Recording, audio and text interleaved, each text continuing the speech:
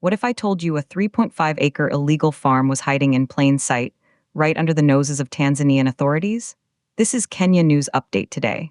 Coming up, you'll discover the clever trick used to hide a massive cannabis plantation and why this bust reveals a much bigger problem for East Africa's forests.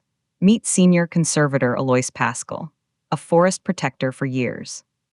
On Wednesday, February 4, 2026, his routine patrol inside the Rwangasa Tree Plantation Reserve turned into a major discovery. A 28,160-acre forest reserve, meant to be protected, was being used for illegal farming. But here's the twist. The criminals weren't just growing cannabis. They were using a brilliant and dangerous disguise. When he planted maize in one row, he planted cannabis in the next, so from a distance one could only see maize, but inside it was cannabis. That's the direct quote from Conservator Paschal. For months, maybe longer, this massive operation went undetected. The security team and Tanzania Forest Services moved in. They destroyed every single plant across 3.5 acres. That's an area bigger than 2.5 football fields, completely wiped out. And then something shocking happened.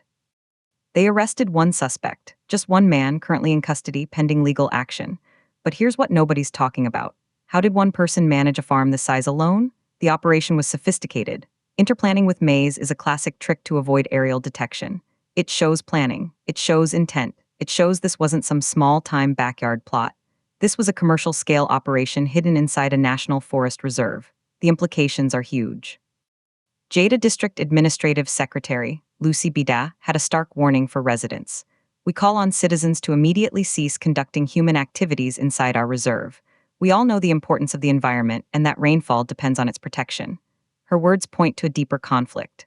Local communities versus conservation laws. But the local ward chairperson, Lucas M. Kondo, whose area neighbors the farm, revealed the hypocrisy on the ground. Today, I have seen that parts of this forest are heavily cultivated with cannabis. I have been cutting it and I am now sweating. Some people complain they are oppressed in the reserve, yet they are involved in illegal activities. His frustration is palpable. He's sweating from the physical labor of destroying the crop, while others in his community cry oppression. This is the real story. It's not just about cannabis. It's about the pressure on protected lands across Tanzania and East Africa. People need farmland, criminals see opportunity in remote forests, and the environment pays the price. The Rwangasa Reserve is over 28,000 acres. Losing even a few acres to illegal farming disrupts ecosystems and water cycles. But if the communities living nearby feel shut out, can enforcement ever truly work? The authorities have one suspect, but the farm was 3.5 acres. That suggests a network. Who supplied the seeds? Who was going to buy the harvest? The bust raises more questions than it answers. Some will see this as a victory for law and order, a major drug farm destroyed.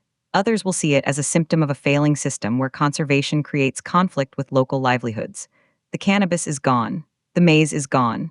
But the tension between protecting forests and supporting people remains. Do you think destroying the farm solves the problem, or does it just treat a symptom? Drop your take in the comments. Subscribe to Kenya News Update today for more breaking news from across the region.